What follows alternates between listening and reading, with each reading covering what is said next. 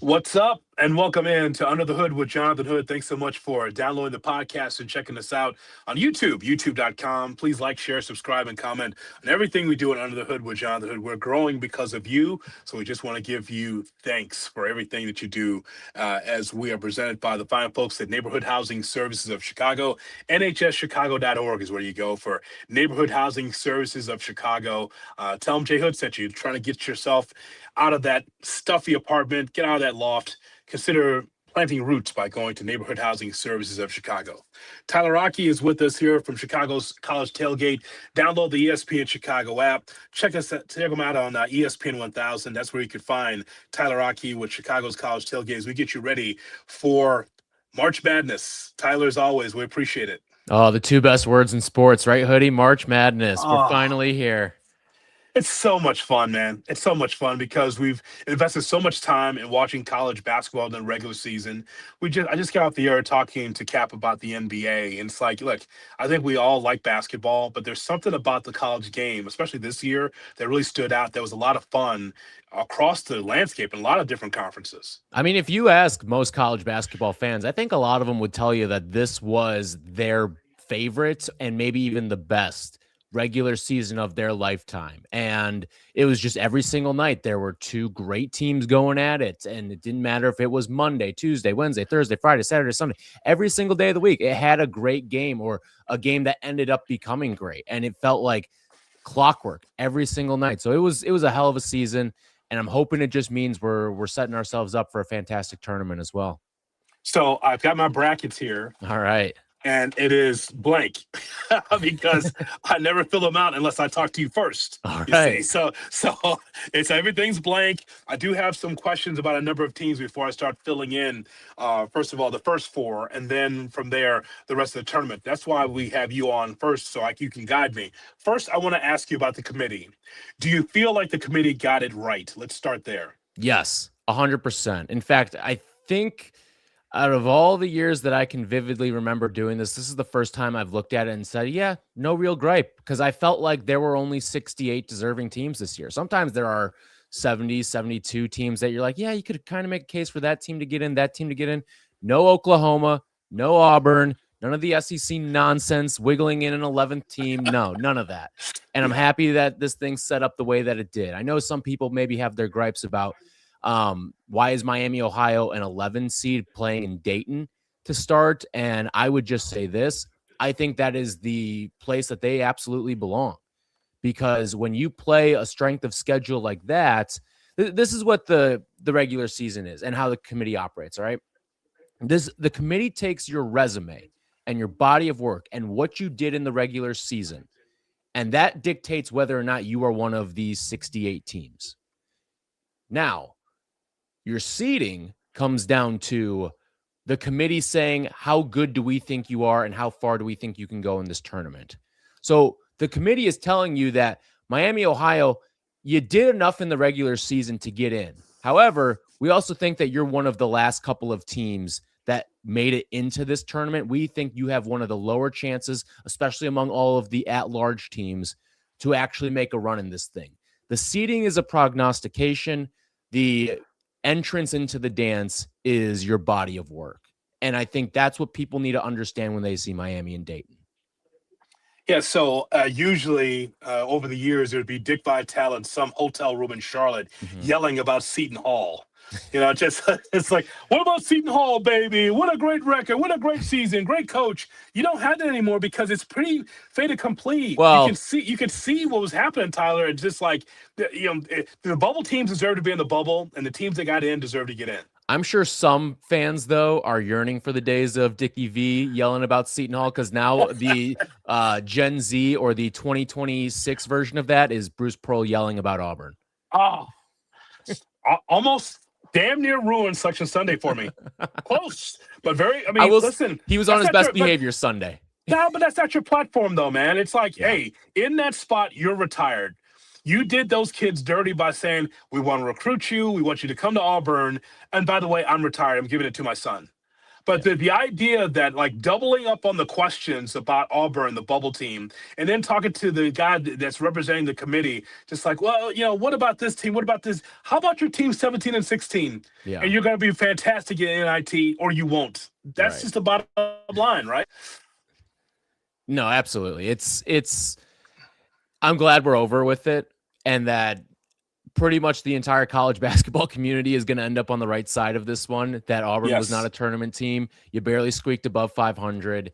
You didn't do anything impressive in the SEC tournament. Listen, if they had won one more game in the SEC tournament, they're probably in. And at that point, you kind of have to just take your medicine if you're not an Auburn guy or didn't believe Auburn's going to be in the tournament, because they probably deserve to be in at that point. I largely think the SEC's been an overrated conference. I think they're no different than the ACC this year. And people are talking about the SEC like they're the best conference in the sport at times. And you see, like Ken Palm does their ratings of the conferences. He's got the SEC number one. They got the most bids into the tournament. Now, some of that is just you've got one of the largest conferences.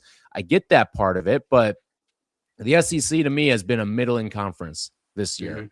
I would actually even say that the ACC is probably better than the SEC, and the ACC got far fewer teams into the tournament. So, Tyler, one other thing for if it's your committee, is Miami of Ohio, are they in the first four, or would you put them in a bracket? I would have left them right where they're at, first four. Okay. And not just that, but you effectively get a home game right out of the gate. I mean, what is Oxford from Dayton? Like an hour and a half? And you're talking about one of the best seasons in program history. I mean, the best regular season in program history, no doubt. But now you get that fan base who gets to travel just 90 minutes up the road to go make that thing a home game for you. Like, go out and win it that way. Like, you really think SMU is going to travel that well for that game? That should be all Redhawks in that stadium in Dayton Arena. So I think they did the right thing. You put them in the right spot. I get some people are frustrated with it, but I think it's more that they just don't understand that the logic of what Dayton and how things are seated, because this is the committee telling you, we don't really believe in you, but you have a chance to prove us wrong now in Dayton and work yourself into the really big dance, into the round of 64. Okay, let's go to the East and talk about Duke, because we've talked about Duke numerous times here on Under the Hood with you. So Duke or the field in the East, based on the injury that Duke has right now on their starting lineup. All right, this isn't going to make a whole heck of a lot of sense, what I'm going to tell you here. My bracket has Duke moving to the Final Four. However, if you made me pick Duke or the field, I would take the field. I just think the path is too tough. And the beautiful thing, though, about a tough path it's a tough path for Duke. It's a tough path for any of these teams in the East region. I mean, there's no night off, even in some of these first round games. You get the benefit of some people get to do your dirty work for you. Like, there's a chance Duke doesn't even face a Michigan State or a UConn or something like that by the time they get to the Elite Eight. There's a chance that they don't face some of these top tier teams because someone else is going to knock them out beforehand. So if you made me pick Duke or the field, I would take the field. But for bracket purposes, I would say advance Duke, because I don't know who exactly that other team is. I just know that playing percentages, it's tough for me to pick Duke in a field as loaded as this one, because there are 6 really quality teams. I mean, you could make an argument too for a team like South Florida, who is so good offensively and maybe is one of, like, people don't really know that much about Brian Hodgson, their head coach, but Brian Hodgson might be the best, or not, I shouldn't say the best, but he might be one of the 5 best coaches in this region right now. He's coaching an 11 seed. And like, that's how good and stacked this region is coaching wise. And I mean, even out of the gate, I'm not telling you that Sienna's going to pull an upset over Duke, because it ain't happening. Right. But the head coach of Siena is Jerry McNamara, who came off of the bench of Syracuse. Yeah. Jerry McNamara has game planned going up against Duke for years. He knows what needs to go right for him. Now, it's going to take, I don't even think a perfect game is good enough for Siena to beat Duke, but he at least knows how to maybe keep the game within a covering distance.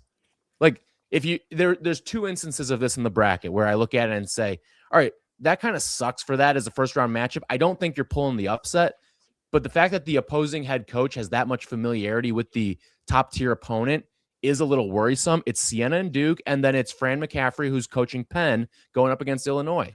Fran McCaffrey, the longtime head coach at Iowa, he's gone up against Underwood teams for years. Mm-hmm. He knows what he wants to do. He knows where he wants to operate his offense and what he wants to do defensively. So I felt like both of those were interesting little twists where, if for gambling purposes, I'm not sitting here telling you take Penn or take Siena, but I may say play the number with the plus. See, this is what makes it so much fun. This bracket's cool, but also the gambling aspect of it too, where you might have to go against your bracket, but from a gambling standpoint, some of these games can be really, really close. And I'll explain why as we move forward, Tyler. But I do want to ask you about the sense of humor for the committee, because you have the potential of the A-hole bowl between with UConn and UCLA. Yes. Mick Cronin against Hurley. That's a possibility at the bottom of this bracket. Mm-hmm. Yeah, no, it's a fascinating matchup too, and it's one that I have advancing in my bracket. And I gotta tell you, I really like UCLA's chances in that game. I have UCLA advancing past UConn. I think this UConn team, while Alex Caravan is the winningest player in the program's history, I mean, so good that he had his number retired on senior night. How often do you see that? Usually you got to wait a couple of years after you're done playing to get that number in the rafters. He had it done on senior night.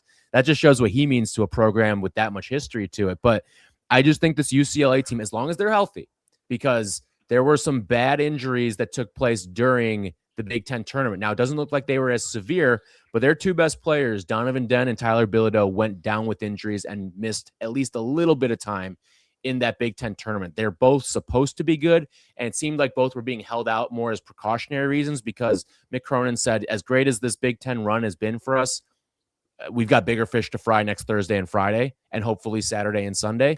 So he ended up holding those guys out. They should be good to go by the time they get going on Friday. But I just think that this UCLA team, they've got the makeup of what a team that makes a deep run looks like. Two veteran guys, not all Americans, but certainly are like borderline All-American type players. Selfishly, and this is the only time I'll be selfish, I'll just want to tell you the story that it's too bad the UIC Flames didn't get a chance to win the Valley, because if that would have been the 12th spot, it would have been 5-12 against St. John's, and it would have been in San Diego, a place that I love, being in San Diego. So I'm just punching at clouds as soon as I saw the region and I saw that Northern Iowa is going to be in San Diego. I'm like, fuck. It could have been you. Northern Iowa didn't deserve that. I want to be in San Diego for that. Man. It's been so great. But, I'm happy for Northern Iowa because, we talk about all the top-tier coaches just in the East alone. Ben Jacobson's one of those guys as well for Northern Iowa, taking on St. John's and Patino. And guys like Patino, Cal, give them credit. Older, but still finding a way to get it done. Yeah, I mean, that for guys like Patino in this tournament, and you go out and win the Big East, I know they probably feel like they caught the raw deal here in this whole thing. But there's some people thinking that St. John's would be better off not having won the Big East because it wouldn't put them in this region of death. And I kind of agree with them too. Like, you find St. John's in one of these other regions and they have a chance. They have like real Elite Eight potential. I just think the path is too tough for St. John's to get to the Final Four this year. So I'm clear. You kind of lean a little bit South Florida in that 6-11 against Louisville. Is there any other thing that you look at from upset standpoint or question mark? So, yeah, I like South Florida in that first round matchup against Louisville. Louisville's been dealing with an injury to Michael Brown, who should play, but a back injury to a freshman who's going to be a lottery pick, maybe even a top 5 pick in the NBA draft. You never know how that ends up going in the tournament. And I just think, this South Florida group is tough. They're really good offensively. And they just have the kind of, it's weird calling the AAC a mid-major. I don't even know what we call them, because I think they're better than a mid-major, but they're not a power conference team, obviously. But they're like right in that in between there. I don't think that they should be an 11 seed. Frankly, I think South Florida is a team that probably is closer to like an 8 or a 9 seed than an 11 seed. That's how much respect I have for what they did, especially towards the end of the year, and then going out and ultimately winning the AAC. In the South, what stands out most for you? So the South, the biggest thing that stands out to me is we could get a national championship rematch in the Elite Eight with Florida and Houston. And Hmm. the interesting little twist to that game is that will be played at the Toyota Center, home of the Houston Rockets. So you could have Houston as a 2 seed playing potentially a home game against Florida. And I think that would set up nicely for a revenge spot for Houston. I get it's different rosters from a year ago. In fact, both of these teams missing a lot of key pieces from what they were last year. And it's impressive that both these coaches have them pretty much in the same exact spot from a year ago.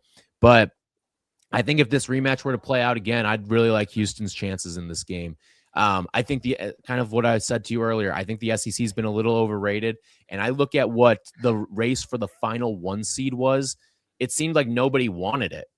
And the only team that really wanted it, it felt like, was Purdue, and they were probably too far away from actually having a real shot at getting that final 1 seed. So I don't have a lot of, I don't feel great about any team in this region aside from Houston. Houston got to their conference title game, lost to Arizona, but I just think this Houston team, they finally have this great balance of offense and defense. Usually they've been like, oh, we know they're a top 3 defensive team in the country every single year. But offensively, they still bring a different flair to you with guys like Kingston Flemings, who's going to be a lottery pick, top 10 pick type of guard. Chris Sinak is a big who can step out and shoot it. And then they've got a bunch of continuity from some of their prior teams too. So I think the identity is there for this Houston team, and that identity is Final Four good every single time it goes out and steps on the floor. And I just think Kelvin Sampson, he's got to get it through the hoop one of these years. He's had too many good teams.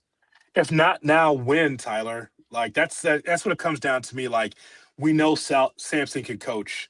We know he's had good teams, but he's been a bridesmaid way too often for the Cougars, and so maybe this is the year he knocks it down.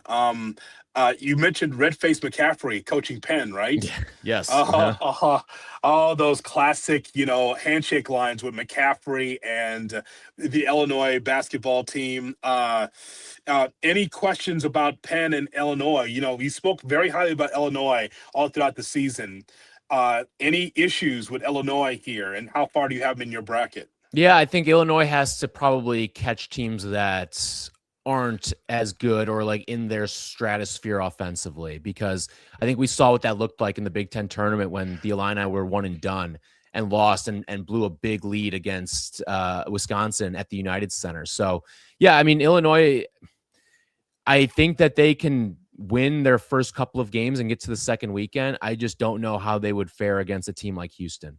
I think Houston would pose too stiff of a test defensively, and Houston can kind of match them or at least hang in the neighborhood offensively. But the defenses are a no contest. It's easily an advantage for Houston. So I think Illinois can get through this first round, and I think it doesn't matter who they face, VCU or North Carolina, and I think it will be VCU pulling the upset over Carolina. I think Illinois gets past VCU too. I just think some of these teams cannot hang offensively with an Illinois. But then once you get to going up against Houston, I feel really good about Illinois' chances of getting to the second weekend. It's just what are they going to do when they get to that second weekend? And I don't have a lot of faith that they can do all that much against a Houston team. I like that VCU pick. I just think North Carolina just needs to be put out of their misery, take it out back, and Yeah, just like it's end yeah, this, right? it sucks, man. Like you lose your best player Yeah. with a broken hand in practice after he was coming back from a hand injury from a couple weeks prior, and he was going to try to gut it out for his team. And it's one of those stories you like to see in college basketball, and then unfortunately we get the news that Caleb Wilson injures himself in practice and is going to miss the rest of the season. It sucks, but it's just kind of the way things are right now for the state of this North Carolina team, and we'll see how much longer Hubert Davis has there. I think he bought himself a lot of equity with that Final Four the first year, but we'll see what that looks like moving forward here these next couple of years. Yeah, make sure that you're checking out the Chicago's College Tailgate podcast, available where you get your podcast and on the ESPN Chicago app, as it's going to be Shay and Tyler being able to break down a lot of this throughout the tournament.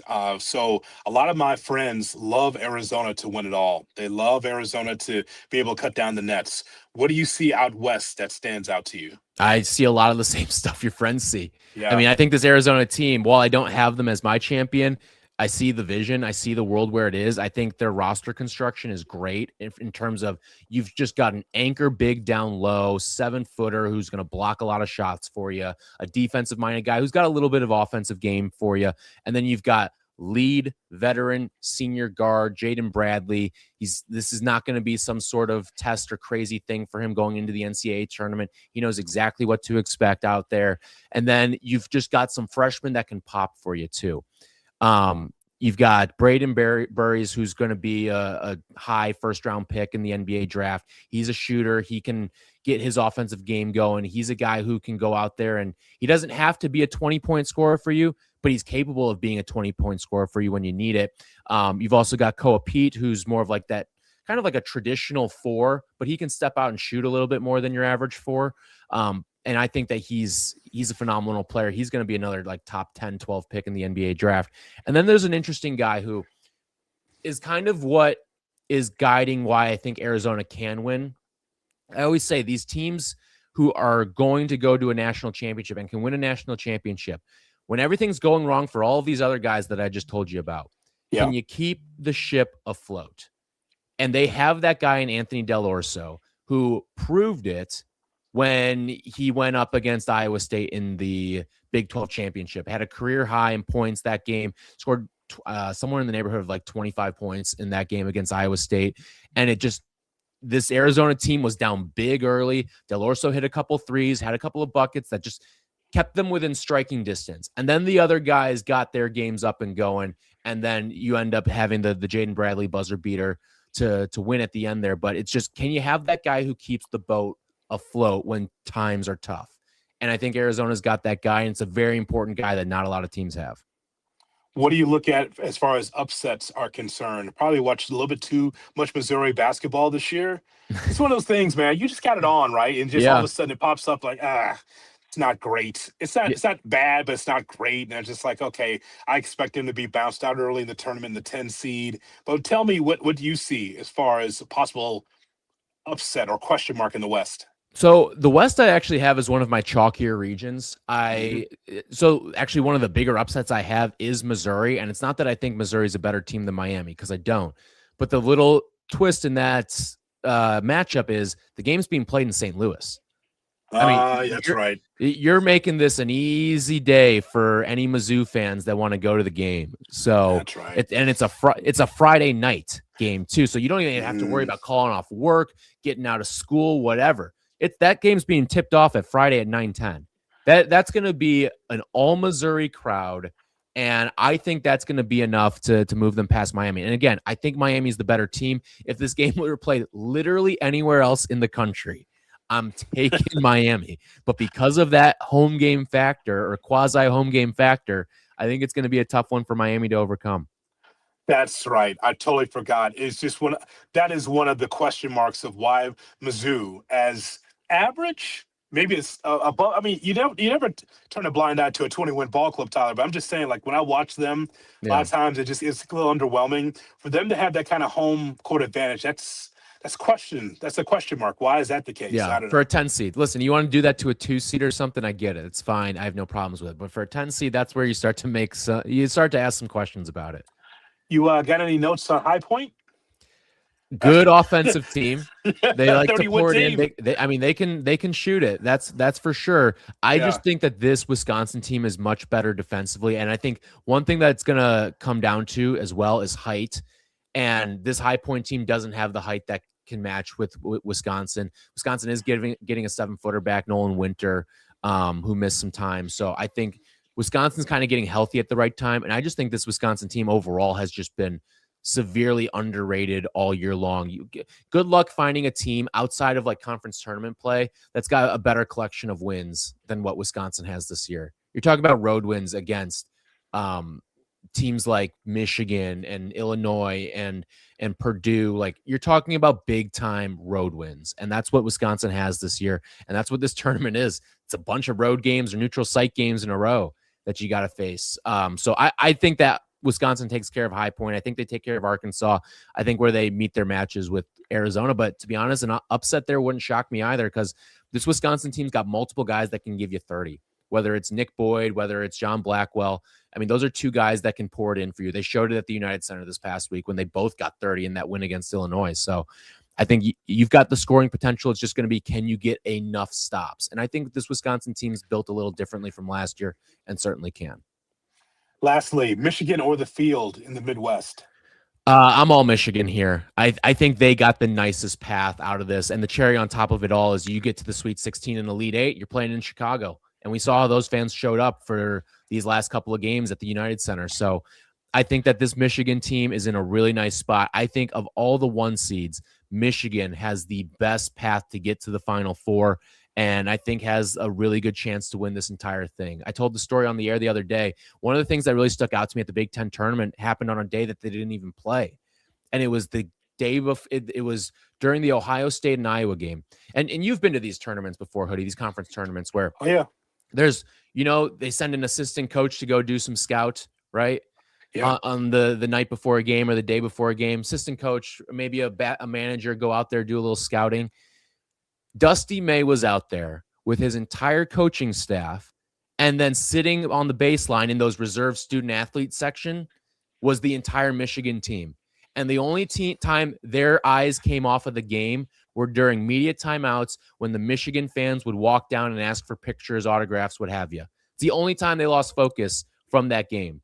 And that to me tells me a lot about, hey, you've got a team of guys that are willing to come out and sit and watch and take in this entire game that they're not playing in on an off day for you. It spoke volumes to me about what Dusty May's building there at Michigan. I think he's one of the best X's and O's coaches in the country, and he's got a great roster to do it with now. Guys that are veterans, and I think you've got a really good recipe at Michigan right now. I'm a big fan of this team. That's so smart to be able to have your team out there with the coaching staff, because it's one thing to be able to show the scout when you go back to the hotel, watch for this Tennessee, watch for this, watch for this. But as a player with your own eyes, you can watch the game. And if you're engaged, then you know yourself what you need to do out there instead of having coaches, beat you over the head over and over again about what you see on film. So it's like your own self-scout as a player. You're like, yep, I see that guy always goes to his left, or I see this guy always shoots the ball here. So that's actually pretty smart on the part of May and Michigan. And it could have been the difference because they almost lost that game to Ohio State the next day. Having that little extra advantage, I mean, that could have been the difference between winning and losing in that game. So lastly, and I appreciate your time, Tyler, I just wanted to talk to you about the first and second rounds. Mm-hmm. Because I feel like college basketball has changed, obviously, because of the landscape of the NIL and because of the portal. I'm just wondering how many upsets we'll see in the first round or the second round. Upsets meaning the lower seeds beating the higher seeds because of that portal. A couple of guys that are mercenaries come off the bench, or they start for a team that's a double-digit seed and shoot the piss out of the ball. All of a sudden, there is an upset there. How often do you think we could see that in this tournament? I think you're going to see less. Now, last year we saw a very low number of upsets, and I think you're going to see something similar this year. Really, the only upsets I'm picking this year are ones that are guided by injury for the better seeded team. And I talk about that when I mentioned the VCU game that I brought up to you. South Florida, I think that could be the case as well because of the injury to Michael Brown. And then Akron's another team that I like to pull an upset over Texas Tech, and that's because of the injury to JT Toppin on the other side. So yeah, and I think Akron actually is going to be one of the few teams, the double-digit seeds, that can actually get to the Sweet 16. Because if they win that game, they're either going to face Hofstra or Alabama, and we know the story of what's happening with Alabama right now. Nate Oates saying that Aiden Holloway facing a felony drug charge. They're preparing for life without him this weekend. So I doubt we see Aiden Holloway at this point. When I first saw the news, I was like, all right, it's Alabama. They'll figure this out. They love their Tide. They'll figure this out. And then you hear what Nate Oates says on his coach's show yesterday, saying we're preparing for life without him. So I got to say, I'm preparing for life without him then too. So I think Akron's got a really good chance to get to the Sweet 16, make its way into Chicago. But I mean, you're just serving them up on a platter for Michigan to wipe them out. But I don't think you're going to get a super crazy tournament, but I think the level of fun is still going to be there because you'll get enough of these double-digit teams making their way through. I just don't think you're going to get necessarily to we're not going to be talking about a double-digit team getting to the Final Four or Elite Eight or something like that. The highest seed I've got going to an Elite Eight is a 7, and that's UCLA, because I think UCLA's got the recipe to make a deep run in this tournament. Final Four would not shock me for UCLA, even as a 7. That Alabama thing, 2 things quickly. Number one, the Alabama police task force, I guess they're not Alabama fans. The task force is not Alabama fans, because usually you turn the other way with that situation because you want Alabama to go far, right? They must be Auburn fans. Apparently, they're salty Auburn didn't get in, so you know what? We're going to take it out on the rival. So the task force turns the guy in for a pound of weed, okay? Clearly they've been targeting him to see what was going on, and they finally get that pound of weed. That's the other thing. And 2, I'm putting my money on that young man playing, because it is Nate Oates. We just went through this. Yeah, Didn't we a couple years ago. Yes, we did. Yep, Brandon Miller. Brandon Miller. We just went through this. So yeah. I feel like he shuts the door on the kid, but I feel like if Alabama gets past Hofstra, it's Alabama-Tennessee. Would that be the matchup, possibly? If Alabama gets past Hofstra, they take on the winner of Akron, Texas Tech. Texas Tech, okay. I feel like if the door's ajar, that young man's going to play, no matter what Nate Oates says. I think he does. And who knows? Maybe Nate Oates is pulling the old bait and switch too. I mean, you talk about slim margins in these tournaments where it's so tough. You're game planning. You've got some scout or some assistants game planning for this game, and then you've got 2 other assistants who are game planning for different opponents for your potential next game. Like, this tournament becomes such a mess coaching wise because of the way that you have to advance scout and everything. It's a tough tournament to win for a reason, and I think because of all that, you find yourself in some really weird spots coaching wise. It's why when you've got different little twists to your offenses and defenses, those are usually the teams that can make a little bit of a run in March. Well, Tyler, this phone booth is getting hot because it doesn't breathe well. You know they got fans in there. Where? Oh, look at the little console to the right of you. There's like a little fan button. Get a little airflow in there for you. Hold on. Okay, it's the one on the right. Okay, this one is the light. Okay, okay, and this one is supposed to be for the air. Okay, yeah, it's barely moving the air in here, but that's okay because we're leaving. Don't forget Chicago's college tailgate. Make sure you download the ESPN Chicago app or check out the podcast. You and Shay will have this covered all throughout the tournament, correct? Absolutely. We're taping a pick aside podcast today. We'll get you all of our bracket picks for the week. And we're looking forward to doing some more stuff throughout the tournament too. And you have a bar show coming up, don't you? Yes. Shay, Carmen, and myself will be at the Piazza in Aurora on Thursday. So we're going to be there 9 to noon. And then we're doing a watch party, watching all the games with you from 12 to 2 as well. So come on out, hang out with us. It'll be a great time. Yeah, it's starting to give it a little bit. It's just not a lot. There you go. That's all right. Just not a lot. It's just okay. Well, we're leaving anyway. So, Tyler, as always, we appreciate it. Hope that you come back on when we get closer and closer to the end of this thing. But just like you, I'm just cannot wait. All day college basketball. This is the gift that we've been given because we watch so much college basketball through the regular season, and now tournament time. Yep. Absolutely. Anytime, Hoodie. Oh, you know I always love talking college hoops, and I'll talk to anyone who will listen. I'll listen to you all day. No question.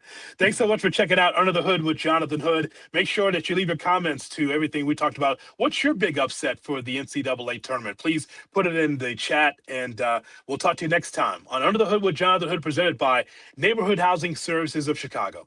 So long, everybody.